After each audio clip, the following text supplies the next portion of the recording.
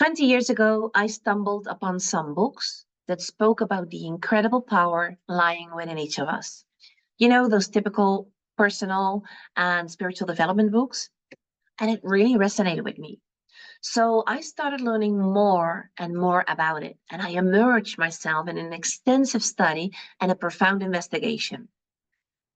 And in the same time of that journey, my awareness and understanding of everything expanded amazingly. It was like every time I went into a deeper level of understanding and comprehension. And then one day, it all fell together and it all made sense.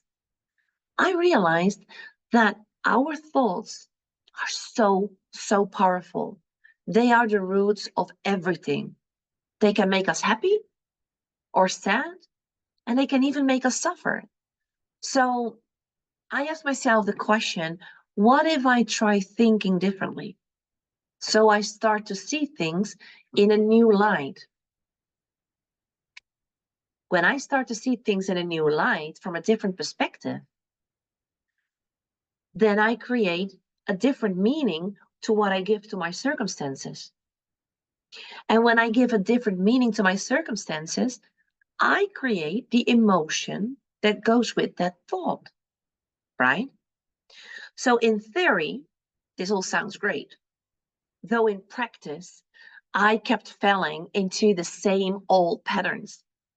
And I wondered, why can I not do what I know I should be doing? And then something struck me. And I began to investigate this recurring pattern that I have observed, not just in myself, but in many people around me. And I started to delve even deeper and started to grasp the teachings from a whole new level of awareness again. So what was I missing that I before couldn't see?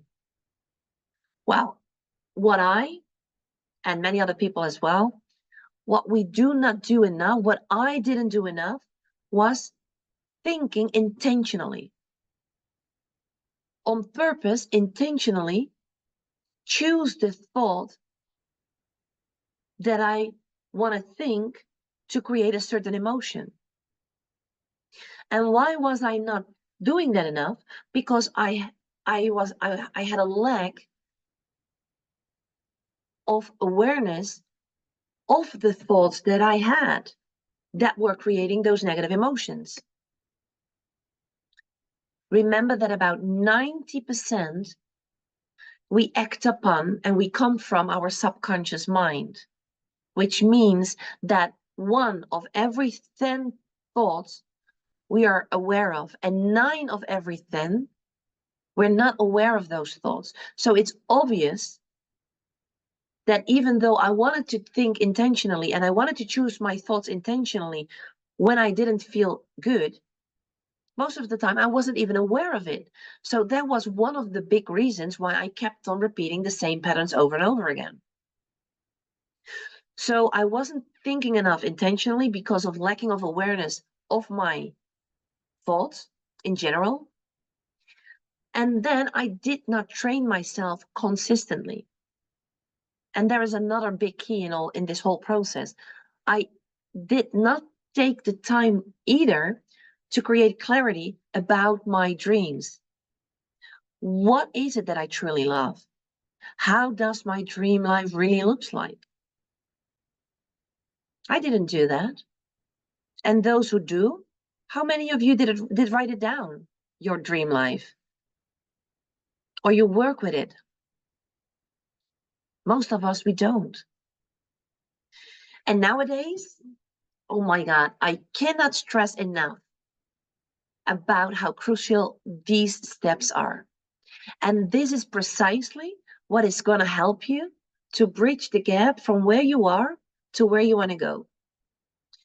So when I realized that, I started to commit myself to intentional practice, creating awareness about my thoughts through my negative feelings, repeating certain steps over and over and over and over and over again.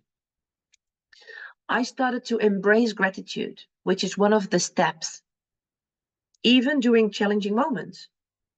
Because especially when I got through some challenging moments, it was up to me to intentionally change my thought. And I all did it, obviously, by conscious choice. However, this journey requires, to get to this place, a great deal of willingness, faith, the courage to confront challenges. It entails being open to new concepts and letting go of those old ones. It requires stepping into the domain of I logic and ceasing the constant search for logic. One of my teachers told me, even if you do not believe in it right now, borrow my belief until you believe in it. And I did. He also said, do exactly how I tell you. Not because I believe that I know better than you. That's not what it's all about.